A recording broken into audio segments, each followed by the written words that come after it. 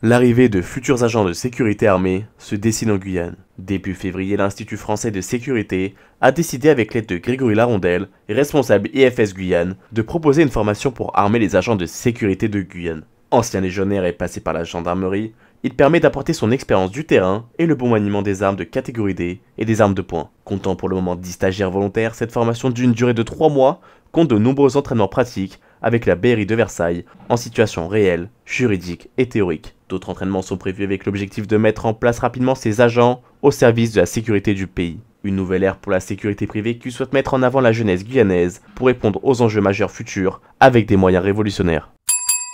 Virginie Brunner, la nouvelle numéro 2 de la police nationale. Directrice départementale de la sécurité publique des Bouches-du-Rhône, puis directrice nationale de la sécurité publique depuis mai 2023, Virginie Brunner est nommée au poste de directrice générale adjointe de la police par décret. Une arrivée annoncée par le ministre de l'Intérieur Gérald Darmanin à l'issue du Conseil des ministres du 7 février 2024. Possédant une grande expérience dans la sécurité publique, Virginie Brunner sera la deuxième femme à occuper ce poste, en remplacement de Céline Berton, partie à la tête de la DGSI au mois de janvier 2024.